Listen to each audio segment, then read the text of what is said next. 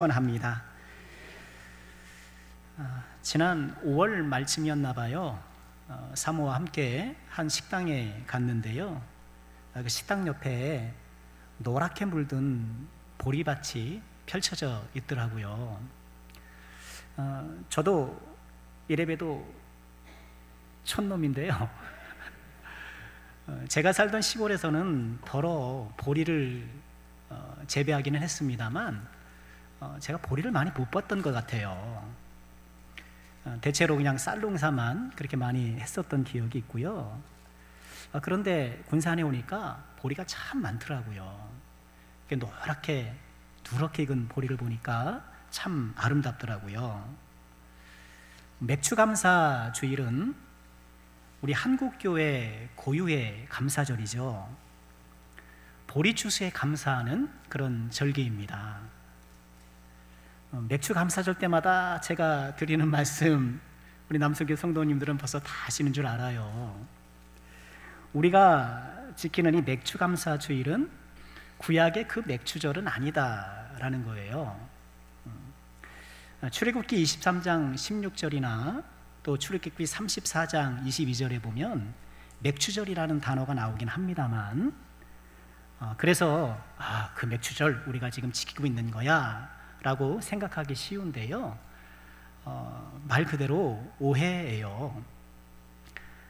출애굽기 23장 16절에 그 맥추절을 지키라, 또는 34장 22절에 또 맥추의 초실절, 이런 표현들은요, 우리 한글 번역이 보리맥자를 써서 맥추, 보리추수 이렇게 번역을 했습니다만, 원문은 그저 추수의 절기 이렇게 되어 있고요.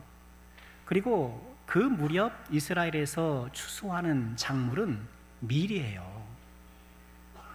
그래서 영어 성경들은 대부분 밀의 추수의 절기를 기억해라 그렇게 번역을 했고요. 우리 성경 표준 새번역이나 공동 번역 역시도요, 너희는 밀을 처음 거둬들일 때에는 77절을 지키고, 또는 밀곡식을 처음 거둬들일 때 추수절을 지켜라 이렇게 번역을 해요. 만약 우리가 지금 지키고 있는 이 맥추 감사주일이 구약의 맥추절이라고 한다면 맥추절만 지키면 안 되죠. 유월절도 지켜야 되고 수장절도 지켜야 되고 여전히 구약의 절기를 우리가 지켜야 되는 것이겠죠. 잘 아시는 것처럼 구약의 모든 절기는 예수님을 예표하는 것이고, 그리고 예수님께서 다 성취하셨어요. 십자가 죽음으로 유월절을 성취하셨고, 성령 강림으로 맥추절을 성취하셨고, 그리고 장차 재림하셔서 수장절을 성취하실 거예요. 그러니 우리는 예수님을 믿는 믿음 안에서 구약의 절기들을 지켜서는 안 돼요. 구약의 절기를 우리가 지킨다고 한다면 예수님께서 이루신 성취를 부정하는 결과가 되기 때문에 그렇습니다. 그럼 우리의 맥추절은 무엇인가? 오래전부터 우리나라는 보리와 쌀을 함께 재배했죠. 이모작을 많이 했어요. 그럼에도 불구하고 늘 가난했고 먹을 것이 없었지요. 특히 전해 거두었던 그 쌀이 또는 보리가 떨어질 춘궁기가 되면 정말 힘들었습니다. 그 시기를 일컬어 보릿고개라고 했잖아요. 그런 보릿고개를 배를 움켜쥐면서 견뎌낸 후에 이제 겨울에 가을에 파종했던 보리가 어느덧 자라서 추수할 때가 된 거예요. 그 보리가 얼마나 반가웠겠습니까? 그래서 그 보리 추수를 마친 후에 하나님께 감사했던 거예요. 그리고 그 감사의 절기를 우리는 맥추 감사의 주일로 이름을 붙인 거예요. 지금 농경사회에서 도시사회로 급속하게 바뀌었지만, 그래서 맥추감사 주일이, 여러분 우리 중에 보리 농사를 짓는 분들이 이제는 많지 않잖아요. 그래서 맥추감사 주일이 꼭 보리추수 감사가 아니라 이제는 지난 6개월 동안 지켜주신 하나님의 은혜에 감사하는 것으로 이렇게 감사의 초점이 살짝 바뀌기는 했으나, 그러나 오랜 배고픔 뒤에 획득한 보리추수에 감사했던 선조들의 그 아름다운 감사신앙, 그 복된 신앙의 유산은 우리가 꼭 지키고 결코 잊어서는 안 되는 것이죠. 2024년 맥주감사주일을 맞이해서요, 시편 147편을 함께 묵상하고 하나님께 감사하고자 합니다. 오늘 우리가 읽은 시편 147편은요, 하나님께 감사하는 이른바 할렐루야 시편, 할례시, 그렇게 부릅니다. 여러분, 시편을 읽다 보면 할렐루야로 시작하는 그런 시편이 들어있잖아요. 총 시편 중에 약 11개가 이런 할렐루야 시편인데요, 특히 146편부터 마지막 150편까지 이 5편은요 다 할렐루야로 시작하고 할렐루야로 마쳐요. 할렐루야로 시작하고 할렐루야로 마치면서 시편 150편 전체 대단원을 마무리하고 있어요. 그래서 이 5편의 시편을 대결말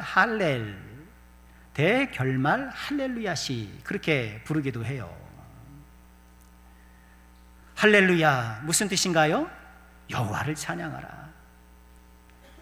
147편을 통해 우리가 찬양하고 감사해야 할 하나님은 어떤 분이신가, 그 하나님을 묵상하며 그 하나님 앞에 감사하는 오늘 맥주감사주일이 되었으면 좋겠습니다.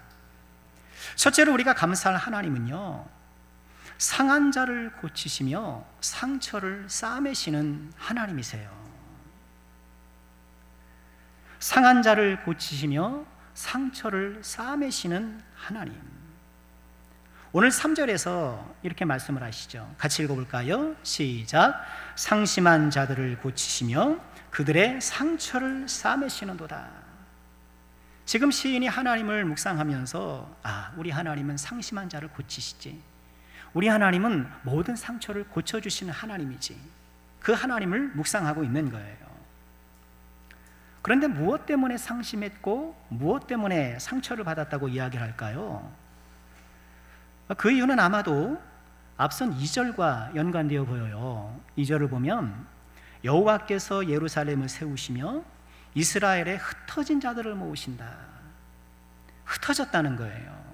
이스라엘의 흩어진 자들. 이스라엘의 흩어진 자들은 누구일까? 아마도 이들은요, 다윗 왕조가 멸망해서 바벨론으로 끌려갔던 사람들, 그리고 가나안에 남아있기는 했지만 그 패망의 잿더미에서 갈피를 못 잡고 방황하고 있는 남은 사람들, 그 사람들을 지칭하는 것으로 보여요. 나라가 망했어요. 사람들이 굴비 엮이듯이 줄줄 엮이고 끌려갔어요. 그것이 지금 그들의 현실에서 벌어지고 있는 일이었어요. 얼마나 큰 충격이었겠습니까?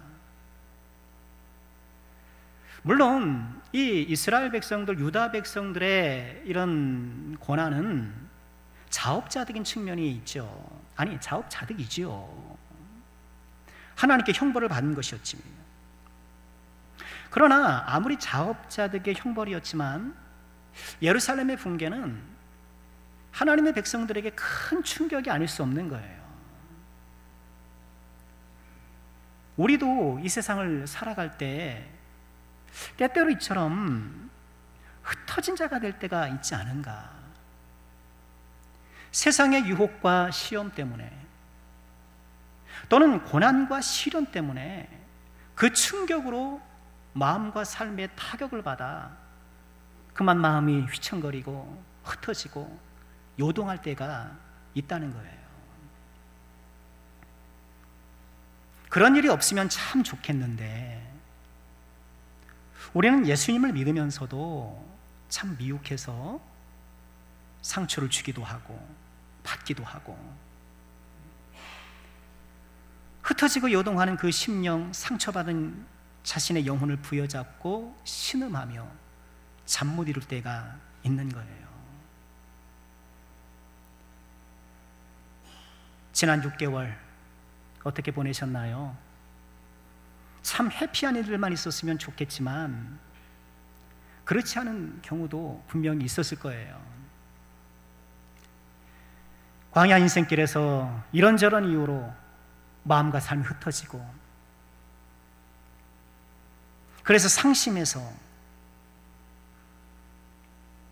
영혼의 상처를 부여잡고 나홀로 눈물을 흘렸던 그 시간은 없었습니까?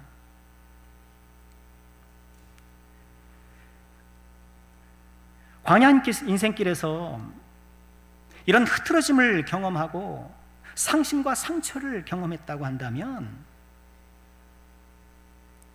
우리 하나님을 바라보시기를 축원드립니다. 아버지를 바라볼 때 위로를 얻고 소망을 얻을 수 있는 거예요. 사람을 보고 상황을 보면 더욱 상심하기 쉽고 상처의 골만 더 깊어지기 쉬워요. 우리가 찬양하잖아요. 사람을 보며 세상을 볼 땐 만족함이 없었네. 나의 하나님 그분을 볼 때 나는 만족하겠네. 지난 6개월 동안 열심히 일한다고 수고했지만 이상하게 내 삶은 제자리인 것 같고 애는 쓰는데 뭔가 좀 펼쳐지는 것 같지도 않고 나아지는 것 같지도 않고, 오히려 이런저런 이유로 마음에 상심한 일만 늘어나고 상처만 늘어났고 한다면, 여러분, 그러나 우리 하나님은 어떤 하나님이요? 상심한 자들을 고치시고 상처를 싸매주시는 하나님, 그 하나님께 나아가시고 그 하나님이 주시는 위로와 평강을 누리시기를 주님의 이름으로 축원합니다. 감사한 것은 무엇인가요? 오늘 5절의 말씀처럼 우리 주는 위대하시며 능력이 많으시며 그 지혜가 무궁하시다는 거예요. 위대하신 주님께서, 능력이 많으신 주님께서 그 무궁한 지혜로 우리의 상처난 마음을 어루만져 주시고 우리의 상심한 영혼을 북돋아 주시고, 우리 하나님의 그 위대한 능력과 지혜를 우리를 위해서 그렇게 사용하시는 거예요. 그 하나님 앞에 소망을 두고 나아가시기를 주의 이름으로 축원드립니다.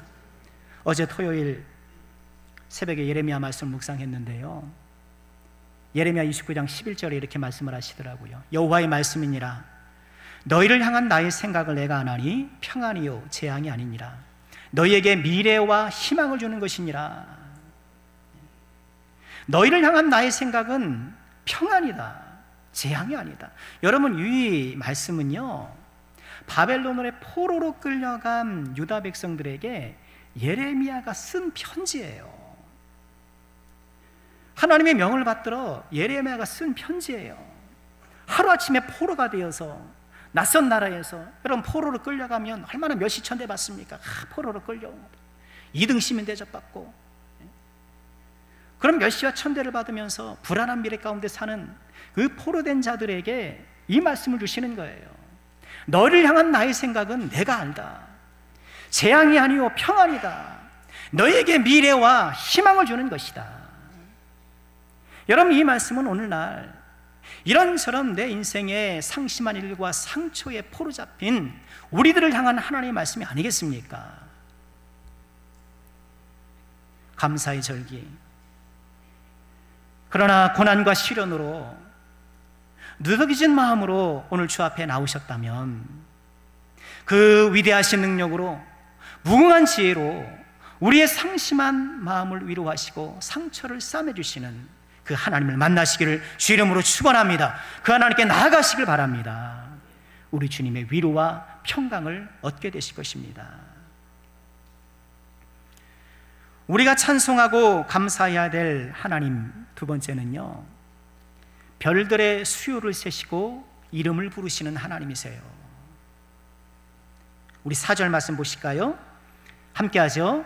그가 별들의 수요를 세시고 그것들을 다 이름대로 부르시는도다. 여러분, 여기서 말하는 별은 뭘까요? 하나님께서 아브라함에게 내 후손이 하늘의 무엇과 같다? 별과 같을 것이라고 말씀하셨어요. 그러니 별들은요, 지금 흩어지고 방황하고 있는 이스라엘 백성들을 은유하는 표현이에요. 그런데 하나님께서 그 별들의 숫자를 세신다는 거예요. 그리고 별 하나하나에 이름을 부르신다는 거예요. 여러분, 이것이 어떤 말씀인가요? 하나님께서 그 영혼과 인생이 흩어진 상심한 마음을 부여잡고 상처를 끌어안고 고통하는 그 한 사람 한 사람을 사랑하시고 세밀하게 그 영혼 깊은 곳을 어루만지시고 헤아리신다는 거예요. 하늘의 별이 얼마나 많을까요? 관찰 가능한 우주의 크기 950억 광년이래요. 우주 이쪽 끝에서 저쪽 끝까지 빛의 속도로 950억 년을 가야 도달한다는 거예요. 그 광대한 우주에 별이 몇 개 있을까요? 대략 10의 22승. 이게 10의 22승. 이게 잘 안 나오죠, 이게. 백경이래요. 백경. 그게 최소로 잡은 것이고요. 10의 24승. 일자라고 부르거든요. 경해자 이렇게 될 거예요, 아마. 조경해자 이렇게 됐거든요. 일자라는 거예요. 그 정도의 별들이 있다는 거예요. 과학자들이 이 지구상의 모래 알갱이를 숫자를 헤아려 봤어요. 모든 해변과 사막의 모래 알갱이 몇 개쯤 될까요? 10의 18승에서 10의 20승계 정도 된대요. 그러니 지구상의 모든 모래 알갱이를 모아도 우주의 별이 더 많은 거예요. 놀랍죠? 약 1000배에서 10만 배 별들이 더 많아요. 성경시대에는 당연히 육안으로 관측 가능한 별의 개수만 셌겠죠. 그것만으로도 여러분 밤하늘의 별이 얼마나 많아요. 근데 그것은 인간의 관점이고, 하나님은 이 광대한 우주의 모든 별들을 일일이 다 알고 계신다.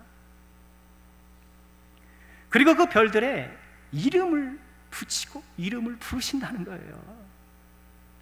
여러분, 이름을 부른다는 게 뭘까요? 이름을 부른다는 것은 귀하게 여기는 거예요. 많은 의미가 있겠지만 귀하게 여기는 거예요. 귀하게 여기는 것에는 이름을 붙여요. 여러분, 그래서 여러분 집에서 키우는 그 개도 이름이 있잖아요.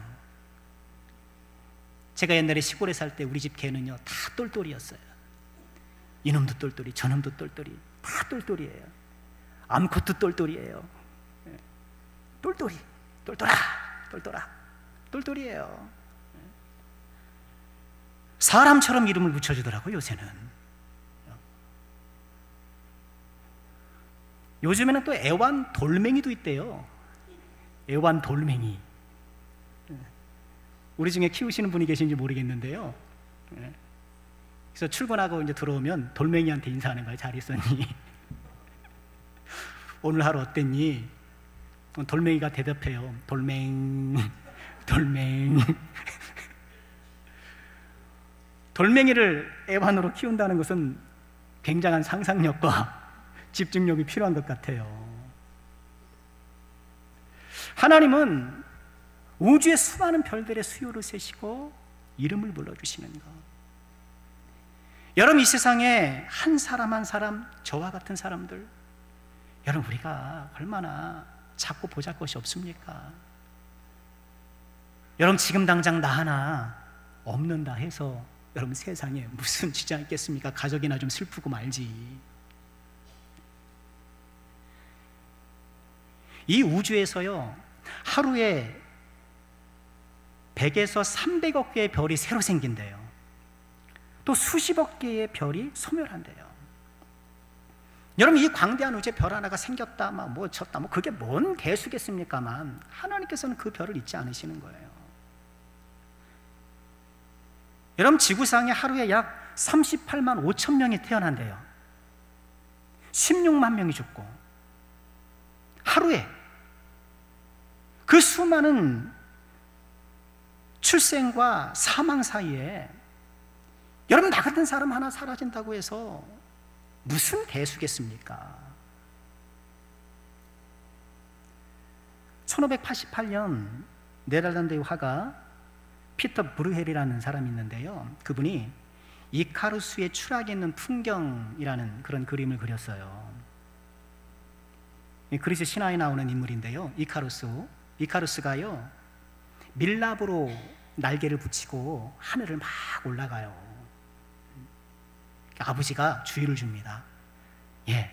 너무 태양 가까이 올라가지 말아라. 그러면 그 밀랍이 다 녹아서 또 떨어질 수 있어. 그런데 이 이카루스가 아버지 말을 안 듣고 욕심을 내고 막 날아 올라간 거예요. 그랬더니 그 날개에 밀랍이 녹고 어때요? 추락하는 거예요. 근데 바다로 추락하고 있어요. 그 추락하는 장면을 그린 그림이에요. 그럼 저 그림을 보면 지금 그림 전면에는 어떤 사람이 지금 열심히 밭을 갈고 있잖아요. 그리고 중간쯤에 보면 어떤 한 노인이 옆에 개를 끼고 양을 치고 있어요. 오른쪽 하단에 보면 어떤 사람이 바다에 낚시를 하고 있어요. 그리고 저 바다 한가운데는 돛담배가 한껏 바람을 품고 항해를 하고 있어요. 저 낚시하는 사람과 저 돛담배 사이에 발이 보이시나요? 저 꼬꾸라져 발만 보이는 저게 이카루스예요. 이카루스가 지금 하늘에서 날개가 불타서 추락하고 고꾸라지고 있는데 세상은 평온한 거예요. 여전히 사람은 밭 갈고 양치고 낚시하고 항해하고. 이카루스의 추락을 아무도 관심 갖지 않아요. 아니, 추락하는 사실 자체를 몰라요. 우리 인간이 얼마나 보잘것없는 존재인가를 보여주는 그림이 아닐 수 없어요. 여러분, 다 우리 이카루스 같은 사람 아닙니까? 말씀드린 대로 우리 하나 뭐 사라진다 한들 무슨 세상이 달라지겠습니까?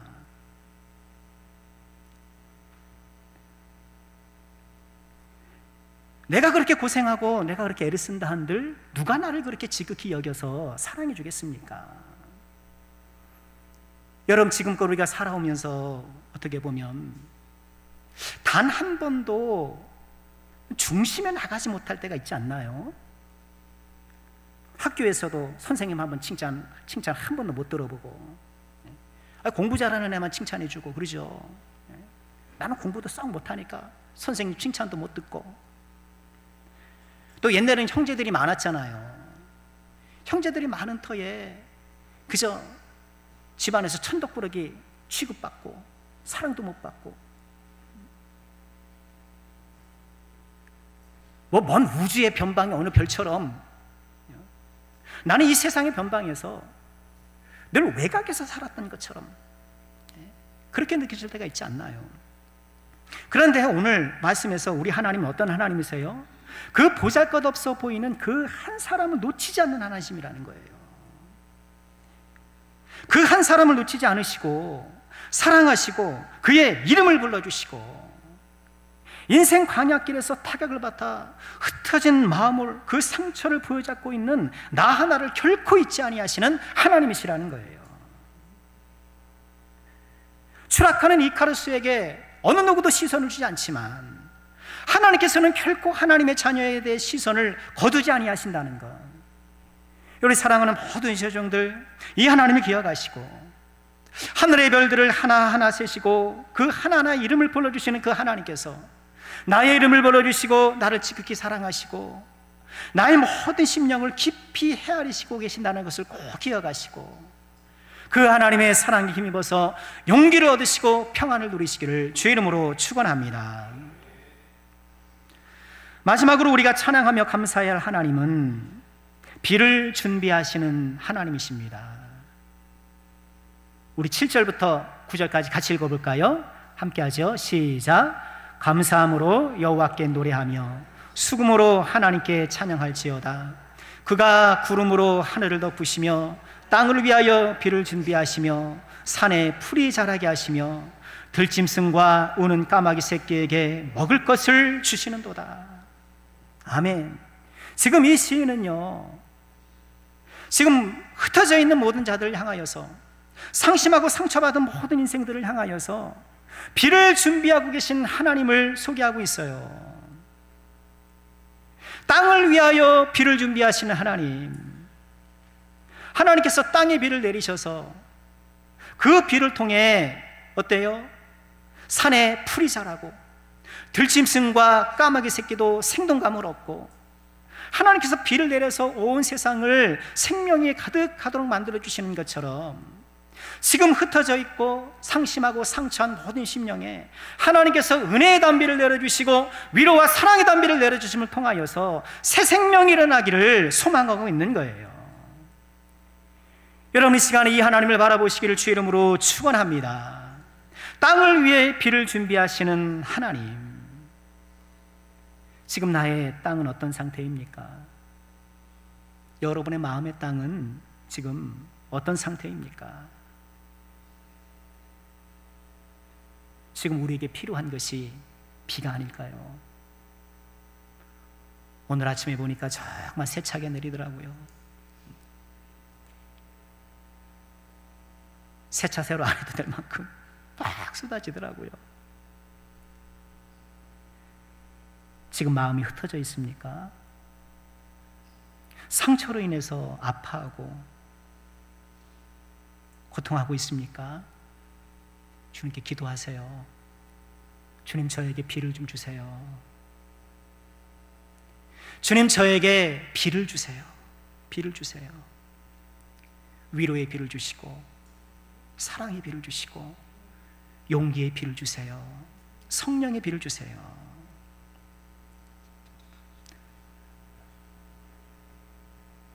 우리가 기억할 것은요, 지금 이 시인이 감사하고 있는 하나님은요, 비를 내려주신 하나님이 아니라 비를 준비하시는 하나님이에요. 아직 비는 내리지 않았어요. 비는 아직이에요. 그러나 이 시인은 하나님께서 비를 준비해주고 계시다는 것을 믿고, 하나님께서 내려주실 그 은혜의 단비의 시간들을 기다리고 기대하고 있는 거예요. 황폐한 땅에 단비가 내린 같이 지금 흩어지고 상심한 나를 하나님께서 단비를 통해 새롭게 해주실 그날이 다가오심을 믿으시길 바랍니다. 마침내 그 단비로 인해서 사망의 강물이 생기고 광야의 길이 생기는 것처럼 우리의 건조한 심령에 평강의 강물이 흐르게 될 것입니다. 물된 동산처럼 생명 가득한 심령과 인성으로 변화될 것입니다. 우리가 즐겨 부르는 찬양 있잖아요. 이곳에 생명샘 솟아나 눈물 골짝 지나갈 때에 머자나 열매 맺히고 웃음소리 넘쳐나리라. 우리 믿음의 고백 아닙니까? 지금 내가 눈물 골짜기를 지나가고 있지만, 아굴 골짜기를 지나가고 있지만, 그러나 머자나 열매 맺히고 웃음소리 넘쳐나리라. 하나님께서 지금도 나를 위해 비를 준비해 놓고 계시다.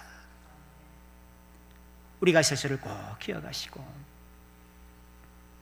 지난 6개월 동안 달려오시느냐고 정말 수고 많으셨어요. 정말 고생 많으셨어요. 아침부터 저녁까지 열심히 일하시느냐, 또 싫은 소리 들어가면서, 때로는 꾹꾹 참아가면서 애쓰셨어요. 우리 하나님께서 여러분의 그 노고와 여러분의 그 아픔과 그 상처를 잊지 않으세요. 오늘도 주 앞에 나가는 모든 주의 종들에게 이 하나님이 주시는 위로와 은혜의 단비가 흥건히 내리기를 주의 이름으로 축원합니다. 하나님은 쉬지 않으세요. 아무것도 하지 않는 것 같은 그 순간에도 하나님은 결코 쉬시는 법이 없어요. 지금도 우리를 위해 비를 준비하고 계셔요. 삶이 건조합니까? 심령이 메말라 있습니까?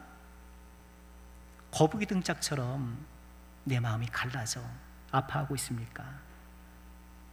지금도 우리를 위해 비를 준비하고 계시는 그 하나님 바라보시길 바랍니다. 그날을 기대하시길 바랍니다.